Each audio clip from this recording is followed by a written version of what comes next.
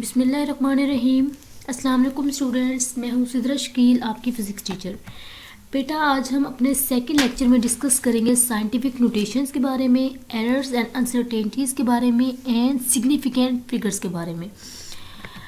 सबसे पहले हम स्टडी करते हैं साइंटिफिक नोटेशन। बेटा साइंटिफिक नोटेशन का दूसरा नाम क्या है? Standard notation. साइंटिफिक नोटेशन का दूसरा नाम क्या है बेटा? Standard notation. और ये एक इम्पोर्टेंट शॉर्ट क्वेश्चन है, आप सबने इसको अच्छी तरह याद करना है। बेटा हमने ये देखा कि फ़िज़िक्स में नॉलेज को यूनिफॉर्म होना कितना ज़रूरी है। जिस तरह लास्ट लेक्चर में देखा हमें कितना प्रॉब्लम हो रहा था कि पूरी पहले कौन सा यूनिट यूज़ होता था? Imperial units. कोई फुट यूज़ कर रहा है, कोई इंच यूज़ कर रहा है, बहुत ज़्यादा, जिसकी वजह से कन्फ्यूजन हुई। तो क्या हुआ, सिस्टम इंटरनेशनल यूनिट्स ने क्या किया, एक साथ बेसिक यूनिट दे दिए कि पूरी दुनिया एक जैसा स्टैंडर्ड पूरी दुनिया में अप्लाई किया। इसी तरह साइंटिफिक नोटेशन में भी ऐसा ही है कि पूरी दुनिया में कुछ रूल्स अप्लाई कर दिए, उन रूल्स को फॉलो करते हुए सब ने सेम साइंटिफिक नोटेशंस की वैल्यू निकालनी है। मतलब अगर हम कहते हैं कि हमें ज़मीन से लेकर चांद पर जाना है, काफ़ी ज़्यादा फासला होता है ना, मतलब 3 × 10⁸ में होता है ना। तो 10⁸ का मतलब होता है कि 8 उसमें ज़ीरो हैं। अगर हम 3, 8 और 8 ज़ीरो लगाए, क्या हम इसको पढ़ सकेंगे? बिल्कुल ओबियसली सी बात है, नहीं पढ़ सकेंगे। इसलिए साइंटिफिक नोटेशन इंट्रोड्यूस किया गया, टर्म जो है वो इंट्रोड्यूस की गई। बेटा इसकी डेफिनेशन की तरफ आए, it is the method to express numbers in the powers of 10। क्या है बेटा? ये एक मेथड है जिसके ज़रिए हम क्या करते हैं, पावर ऑफ 10 में किसी भी नंबर को शो करते हैं। नंबर कहाँ multiplied by number between 0 and 10, 10 के दरमियान है, 0 और 10 के दरमियान है। जिस तरह कहते हैं 3.8, 3 था, 3 × 10⁸ था, तो 3 क्या है, 0 और 10 के दरमियान आ रहा है ना। और उसको हम क्या करें, जितने 0 आए तो हमने उसको 10⁸ में लिख दिया था। बेटा अब इसके कुछ रूल्स हैं वो फॉलो करने हैं हमने। बेटा decimal should be after first non zero digit. जो डेसिमल है, डेसिमल कहते हैं इशारिया, decimal should be after first non zero digit. कि जहाँ भी हम साइंटिफिक नोटेशन का रूल्स फॉलो करते हुए उसको आगे लेके जाएंगे। जिस तरह दूसरा रूल क्या है बेटा? There must be some suitable powers of 10। पहला रूल, डेसिमल के साथ हमेशा डेसिमल वहाँ आएगा फर्स्ट नॉन ज़ीरो डिजिट के साथ। पहले नॉन ज़ीरो डिजिट मतलब ज़ीरो ना हो, फर्स्ट नॉन ज़ीरो हो। और दूसरा क्या है बेटा? उसको पावर्स ऑफ 10 में ही लिखना है। समझ आ गया? अब हम इसकी कुछ एग्जाम्पल डिस्कस कर लेते हैं। पहले एग्जाम्पल है राइट 3 to 5.7 एक साइंटिफिक नोटेशन। कहने को तो ये भी 3 to 5 एक डिजिट ही है ना। तो रूल नंबर 1 क्या था? Decimal should be after first non zero digit.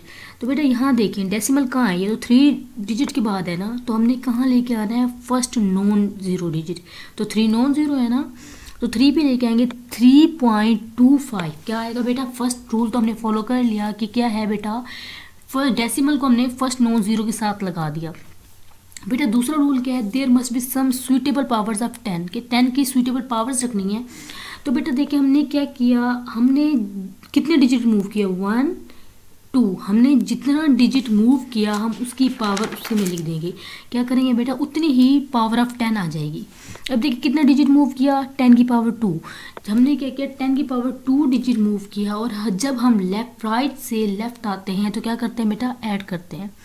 याद रखने इस बात को, जब हम राइट से लेफ्ट आ रहे हैं तो हमने क्या करना है बेटा? ऐड करेंगे। तो क्या आएगा? कितने 2 डिजिट आए थे, तो 3.2 × 10⁻² आ जाएगा। समझ आ गया बेटा? अब हम आते हैं दूसरी एग्जाम्पल्स की तरफ। दूसरी एग्जाम्पल क्या है बेटा? दूसरी एग्जाम्पल देखें बेटा 0.0053। अब ये क्या है? फर्स्ट रूल देखें, डेसिमल कहाँ होना चाहिए? फर्स्ट नॉन ज़ीरो के साथ। तो क्या नॉन ज़ीरो के साथ है? नहीं बेटा, ये तो ज़ीरो के साथ है। तो हमने क्या करना है? पहले इसको नॉन ज़ीरो डिजिट के साथ लेके आना है, मतलब 5 के साथ लेके आना है। रूल नंबर 1 फॉलो कर लिया हमने, 5.3 लेके आए। दूसरा क्या था? हम सुइटेबल पावर्स ऑफ 10 के पावर्स में लेके आना है बेटा। 10 की पावर्स में लेके आने के लिए तो क्या है बेटा? हमें कितना मूव करना पड़ेगा? हमें लेफ़्ट से राइट जाना पड़ेगा। पहले हम राइट से लेफ़्ट गए तो क्या किया था बेटा? ऐड। अब हम राइट से लेफ़्ट से राइट की तरफ जा रहे हैं तो क्या करेंगे बेटा? साइन आता है नेगेटिव। और हमने कितना मूव किया था? 1, 2 एंड 3, 3 डिजिट मूव किया था ना। तो बेटा क्या आ जाएगा? 5.3 × 10⁻³ -3। समझ आ गई है बेटा? अब थर्ड है 345 मल्टीप्लाई 10⁻³ इसको साइंटिफिक नोटेशन में लिखो। तो बच्चे कहते हैं ये तो है ही 10⁻10 में, तो हम इसको क्या लिखने की ज़रूरत है बेटा? नहीं, ऐसा नहीं है, हमें रूल्स को फॉलो करते हुए क्या करना है, लिखना है। अब देखिए रूल क्या होता है, जहाँ कहीं डेसिमल नहीं लगा होता हम इसको कहाँ कंसिडर करते हैं, सबसे लास्ट में। जिस तरह 345.00 जब हमें किस तरह कहते हैं, मीटर की रीडिंग लेते हैं ना जब पेट्रोल पंप पे जाते हैं, तो क्या लिखा होता है 0.00.00। तो कहाँ होता है, हम जब डेसिमल के बाद कोई डिजिट ना हो, 20.00 हो, तो वो 20 ही कंसिडर किया जाता है ना। इसी तरह 345 के साथ डेसिमल मतलब कहाँ होगा, इसके लास्ट में होगा, हमने इसको इमेजिन करना है। अब देखिए यहाँ पे फर्स्ट कंडीशन क्या थी, रूल क्या था, decimal should be after first non zero digit.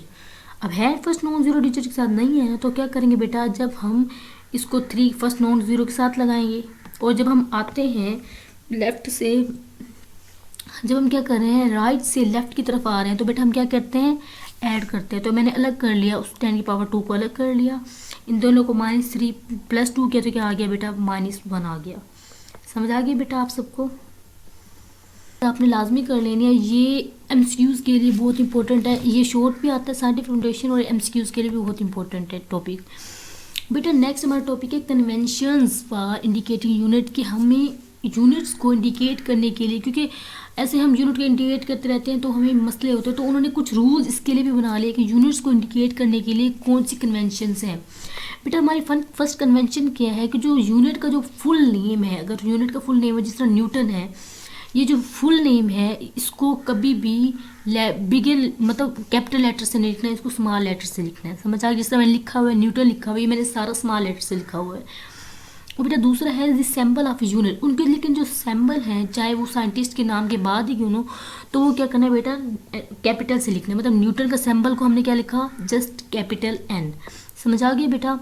और नेक्स्ट है prefix should be written without space. Prefix तो हमें पता है ना, हम 9th 10th क्लास में पढ़ते आए हैं, तो प्रीफिक्स को क्या करना है बेटा, इनको जिस तरह लिखा हुआ था 1 मिलीमीटर लिखा हुआ है, तो मिली किसके बराबर होता है बेटा, 10⁻³ के बराबर होता है, 10⁻³ के बराबर होता है। तो 1 × 10⁻³ मीटर लिखा हो तो हम इसको कन्वर्ट करेंगे तो मिलीमीटर, तो इनको स्पेस नहीं देंगे बीच में। समझ आ गई बेटा? अगर कंपाउंड माइक्रोस्कोप मतलब आ जाए कि 1 माइक्रोमीटर आ जाए, तो हम उसको क्या लिखेंगे, 1 माइक्रो किसके बराबर होता है, 10⁻⁻6। उन्होंने क्या कर दिया, 1 × 10⁻⁻6 मल्टीप्लाई 10⁻⁻6। इस तरह दो प्रीफिक्सेस कहीं इकट्ठे यूज़ नहीं करने, इसकी जगह एक प्रीफिक्स यूज़ करना है, वो कौन सा, पीको, क्योंकि पीको भी -12 के बराबर होता है, और माइक्रो 2 माइक्रो मिलके भी वो -12 के ही बराबर आ रहे हैं। समझ आ रही है बेटा? अब नेक्स्ट है जब multiple of base unit is raise to, जब क्या कह रहे हैं हम, क्या करें किसी क्या करें कोई पावर में आ रहा है, तो वो ओवरऑल पावर के साथ आ रहा होता है, मीटर के साथ नहीं आ रहा होता। एग्जाम्पल देखिए 1 km²। अब ये मीटर के साथ अकेला नहीं आएगा, हम ये ओवरऑल होल के साथ आता है 1 किलोमीटर का स्क्वायर। जिस तरह किलो कितना होता है, 10⁻³ होता है ना, तो 3 का स्क्वायर 10⁻6 मीटर आ गया। मीटर उसके साथ स्क्वायर भी लगाना, यहाँ मिसप्लेस हो गया बेटा। A combination of base unit is written each with 1 space apart. कहते हैं बेस यूनिट, मीटर एक बेस यूनिट है ना, उसके साथ अगर कोई चीज़ आ जाए, कोई और यूनिट आ जाए, तो उसको क्या करना है बेटा, एक space for example newton metre, क्या करना है, with 1 space part newton metre लिखना है ऐसे। और नेक्स्ट में कहा है नंबर सच एज 5 × 10⁻⁴, क्यों कैसे साइंटिफिक नोटेशन में वाज़ेह कर दे, किस तरह मतलब सेंटी को कन्वर्ट कर दे 10⁻⁻² में, 4 - 2 कितना हो जाएगा बेटा, 2 हो जाएगा, 5 × 10⁻² लिख दें बेटा। एक दफ़ा गो थ्रू कर लेने हैं। अब हम आते हैं नेक्स्ट अपने टॉपिक की तरफ, एरर। बेटा एरर का मतलब हम सबको पता है, एरर जिसे कहते हैं बेटा गलती को। किस चीज़ की गलती, अगर मैं आप कह रही हूँ मिसाल के तौर पर, मैं किसी प्रिसाइज इंस्ट्रूमेंट से ना अपना वेट मेजर कर रही हूँ, वो बताता है कि 80 kg आपका वेट है। कितना के वेट है, 80 kg, 50 kg, जितना भी है 50 kg आपका वेट है, और मैं यही अपना वेट किसी दूसरे इंस्ट्रूमेंट से फाइंड आउट कर रही हूँ, तो वो क्या बताता है, 81 kg बताता है या 51 kg बताता है। मतलब उसमें डिफरेंस आ रहा है, मेरी एक्चुअल वैल्यू में रीडिंग में एक इंस्ट्रूमेंट से ली गई और दूसरे इंस्ट्रूमेंट से ली गई, दोनों रीडिंग्स में फ़र्क आ रहा है, तो इसको क्या कहेंगे बेटा? गलती। यही कहेंगे ना। तो उसकी डिफाइन भी वही बन रही है, the difference between actual and measured value is called error. बेटा एरर्स के 2 टाइप्स हैं, ये मोस्ट इंपॉर्टेंट शॉर्ट क्वेश्चन है चैप्टर 1 का। इसके 2 टाइप्स हैं, एक होता है रैंडम एरर, एक होता है सिस्टमेटिक एरर। बेटा रैंडम एरर के नाम से हमें पता चल रहा है कि रैंडम किसे कहते हैं, जिसकी हमें मतलब बेतरतीब से है, हमें नहीं पता कि उसकी क्या वैल्यू है, क्या रीडिंग है, नहीं पता चल रहा ना। जिस तरह मैं कहती हूँ एक वर्नियर स्केल लेती हूँ, वर्नियर कैलिपर लेती हूँ, वर्नियर कैलिपर से मैं आप लोग को कहती हूँ कि इस बॉल का रेडियस मालूम करो। अब हम इमेजिन करें इसका ना, एक बच्चे ने ली 2.30 रीडिंग, समझ आ गई है, और दूसरे बच्चे ने वही सेम इंस्ट्रूमेंट यूज़ करके, सेम बॉल यूज़ करके उसकी रीडिंग आई 2.3 की बजाय 2.2 आई। तीसरे बच्चे ने ली, सेम इंस्ट्रूमेंट था, सेम ही बॉल थी, उसका रेडियस डायमीटर कितना है बेटा? 2.1। तीनों की वैल्यूज़ में डिफरेंस आया, 2.1, 2.2, 2.3, इस तरह डिफरेंस आया। मतलब अगर वो होगा बेतरतीब एरर, हमें नहीं पता उसकी क्या रीज़न है, वो क्यों आ गया। तो ऐसा डिफाइन पढ़े, random error occurs when repeated measurements of the quantity. हमने क्या की? रिपीटेड मेजरमेंट्स की थी, लेकिन क्या दी? हमें हर दफ़ा उसने सेम कंडीशन रख के डिफरेंट वैल्यू दे, तो उसे क्या कहते हैं बेटा? रैंडम एरर कहते हैं, बेतरतीब एरर। अब इसकी वजूहत क्या है, कोई नहीं पता कि इस अननोन रीज़न की वजह से आ रही हो सकता है इंस्ट्रूमेंट में कोई फॉल्ट हो सकता है कि हम जो रीडिंग हर बच्चा ले रहा है वो डिफरेंट तरीके से ले रहा हो, तो इसकी अननोन रीजंस होती हैं बेटा। और रिडक्शन, हम इसको रिड्यूस कैसे कर सकते हैं? ये क्या करते हैं, हम इन तीनों बच्चों ने ली थी 2.1, 2.2 और 2.3 ली थी ना, हम इसका एवरेज ले लेते हैं, और average 2.1 plus 2.2 plus 2.3 dividing by 3 लेके हम इसका एवरेज लेके अपने इस रैंडम एरर को ख़त्म कर सकते हैं। समझ आ गई बेटा आप सबको? अब हम आते हैं बेटा होती है बेटा, ये होती है कि systematic take place when all the measurements of quantity are affected equally। मतलब तीनों बच्चों ने रीडिंग ली, तीनों में सेम मिस्टेक आ रही है, वो consistent डिफरेंस दे रहा है, मतलब एक वाज़ेह डिफरेंस दे रहा है। तो उसकी वजह क्या हो सकती है बेटा? एक तो इंस्ट्रूमेंट में कोई ख़राबी हो सकती है, या जो हमने मेजरिंग इंस्ट्रूमेंट यूज़ किया है उसके ऊपर इनकरेक्ट मार्किंग हुई है, या थर्ड क्या हो सकती है बेटा? जो हमने वर्नियर कैलिपर या स्क्रू गेज लिया है हमने, उसमें ज़ीरो एरर आ गया बेटा। ये 3 वजह हो सकती हैं। इसको हम कैसे यूज़ कर सकते हैं, कैसे रिड्यूस कर सकते हैं बेटा? एक अच्छा जो हम इंस्ट्रूमेंट लिया हुआ है उसकी बजाय एक प्रिसाइज मोर एक्यूरेट इंस्ट्रूमेंट लेके हम इसकी जो वजह है इसको ख़त्म कर सकते हैं। समझ आ गया बेटा? ये इंपॉर्टेंट शॉर्ट क्वेश्चन है, आप सबने इसको अच्छी तरह कर लेना है। अब हम आते हैं सिग्निफिकेंट फिगर्स के बारे में। सिग्निफिकेंट फिगर्स, सिग्निफिकेंट का मतलब क्या होता है बेटा? आप सबको पता है, सिग्निफिकेंट कहते हैं इंपॉर्टेंट, अहम फिगर्स के बारे में। तो अहम फिगर्स की डिफाइन ये करिए बेटा, इन एनी मेजरमेंट। मैं कहती हूँ इमेजिन करें मेरे पास एक रूलर है और मैं उस रूलर से क्या कर रही हूँ, किसी भी चीज़ की लेंथ मालूम कर रही हूँ। मतलब मैं एक पेंसिल की लेंथ मालूम कर रही हूँ, मैं आपसे पूछती हूँ बताएं बेटा पेंसिल की लेंथ कितनी है, या बोर्ड मार्कर की लेंथ मालूम कर रही हूँ रूलर से। तो आप एक बच्चा बताता है कि मैम ये तो 7.42 है, समझ आ रही है, और दूसरा बच्चा वही रूलर यूज़ करके वही चीज़ यूज़ करके वो कहता है 7.43 है, और तीसरा बच्चा कहता है 7.44 है। बेटा यहाँ देखें, 3 बच्चों ने 3 डिफरेंट रीडिंग बताई, 7.42, 7.43 एंड 7.44। बेटा इन रीडिंग्स को आप रजिस्टर पे खुद लिखें, और जो मैं बातें बोलती जा रही हूँ उसको खुद लिख के समझने की कोशिश करें। पहली क्या रीडिंग है 7.42, दूसरी क्या है 7.43, और थर्ड रीडिंग क्या है बेटा 7.44।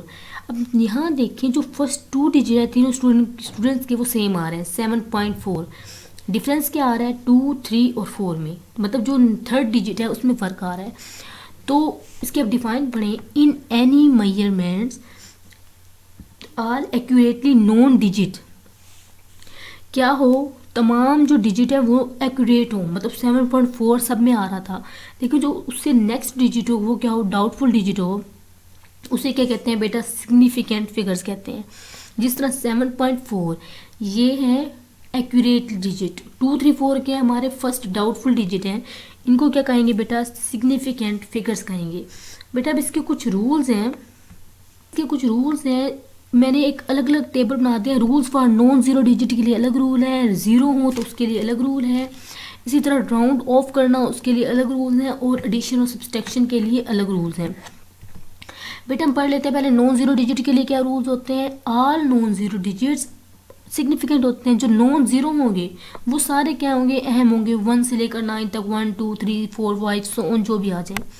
एक जो ज़ीरो है वो सिग्निफिकेंट हो भी सकता है, नहीं भी हो सकता। तो उसके मैंने कुछ रीजंस दिए हैं कि zero between two significant figures, मतलब जो दरमियान में आ रहा है 22.03 अभी दरमियान में आ रहा है ना, तो ये क्या है बेटा इंपॉर्टेंट होगा। इसके सिग्निफिकेंट फिगर्स कितने होंगे, 1 2 3 एंड 4 सिग्निफिकेंट फिगर्स होंगे। समझ आ गई बेटा।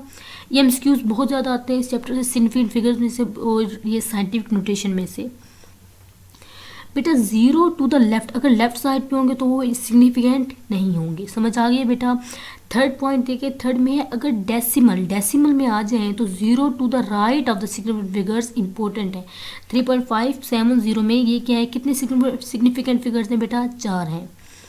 अब हम क्या करें, साइंटिफिक नोटेशन में लिख रहे हैं तो पावर्स ऑफ 10 में आ जाएं वो क्या होते हैं, वो क्या होते हैं बेटा, सिग्निफिकेंट फिगर्स होते हैं। अब देखिए 1.234 मल्टीप्लाई 10 की पावर 6 को कंसीडर नहीं करेंगे, 1.234 को करेंगे तो क्या होंगे, हमारे पास 4 सिग्निफिकेंट फिगर्स हो जाएंगे। समझ आ गया बेटा आप सब लोग को।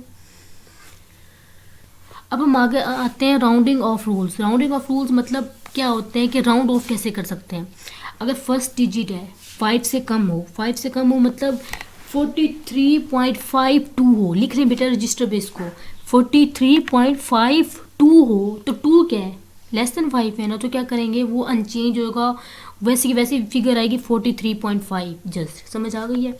अगर जो फर्स्ट डिजिट है मोर देन 5 हो, जो क्या हो 43.59 हो जाए तो वो क्या है, 9 ज़्यादा है ना, तो क्या करेंगे उसकी जगह वो क्या होगा, एक इंक्रीज हो जाएगा, 43.6 हो जाएगा। बेटा थर्ड देखें, अगर एक तो ज़्यादा आ गया कि 5 से ज़्यादा है तो क्या होगा, 5 से कम है तो क्या होगा, लेकिन अगर वो 5 ही आ रहा है, अगर वो 5 ही आ रहा है, जिस तरह मैंने इधर एग्जांपल दी हुई है 43.75, क्या आ रहा है 43.75 आ रहा है, 5 ही है, लेकिन जो उससे पिछला डिजिट है अगर क्या है ओड, अगर क्या है ओड है तो वो क्या हो जाएगा, इंक्रीज हो जाएगा, 43.8 हो जाएगा। समझ आइए बेटा। और वहीं 5 ही आ रहा है, डिजिट क्या है लास्ट में 5 आ रहा है, 73.65 लास्ट डिजिट क्या आ रहा है बेटा, 5 आ रहा है, लेकिन उससे प्रीवियस डिजिट है वो क्या है, इवन नंबर है, तो वैसी की वैसी वैल्यू सेम रहेगी, चेंज नहीं होगी, 73.6 ही आएगी। समझ आ गया बेटा आपको। अब मल्टीप्लिकेशन और डिवीजन के कौन से रूल्स हैं कि मल्टीप्लिकेशन और डिवीजन में लीस्ट एक्यूरेट फैक्टर लेते होते हैं। लीस्ट एक्यूरेट फैक्टर का मतलब क्या होता है, जो सबसे छोटी, जिसमें सिग्निफिकेंट कम फिगर्स आ रहे हों। जिस तरह देखिए इसमें कितने सिग्निफिकेंट फिगर्स हैं, 4 हैं। इसमें कितने सिग्निफिकेंट फिगर्स हैं बेटा, 3 है। डिवीजन के बाद कितने आ रहे हैं, 4, तो सबसे कम कितने आ रहे हैं 3.64, कम सबसे कम कितने आ रहे हैं, 3 डिजिट्स आ रहे हैं। तो उसका आंसर जो भी आएगा उसको हम 3 डिजिट्स तक ही रखेंगे, उससे आगे नहीं जाएंगे। लीस्ट एक्यूरेट फैक्टर ये होता है बेटा। समझ आ गई है। मल्टीप्लिकेशन में भी ये रूल यूज़ होगा और डिवीजन में भी। अब आते हैं एडिशन और सब्सट्रैक्शन की तरफ। तो एडिशन और सब्सट्रैक्शन में भी यही है बेटा कि इसमें सिग्निफिकेंट फिगर्स इंपॉर्टेंट नहीं है कि कितने यूज़ हो रहे हैं। इसमें है डेसिमल की पोजीशन, कि डेसिमल की पोजीशन मैटर करती है। तीनों को हम मल्टीप्लाई ऐड कर रहे हो या सब्सट्रैक्ट कर रहे हो तो इनकी जो डेसिमल की पोजीशन है वो सेम प्लेस पे रखनी है। जब सेम प्लेस पे रखेंगे चाहे जितने सिग्निफिकेंट फिगर्स हों तो उसको सिंपली ऐड कर देना है।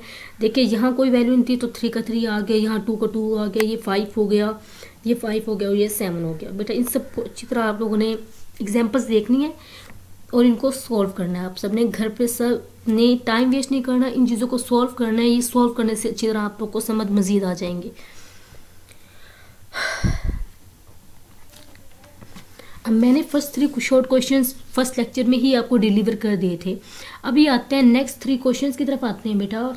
1.4 क्या है, आप बुक से सवाल पढ़िए। क्या 3 स्टूडेंट्स हैं, उन्होंने नीडल की लेंथ मालूम की, जिसका जिस स्केल से मालूम की उसका क्या होता है बेटा। सबसे पहले हम देखते हैं लीस्ट काउंट।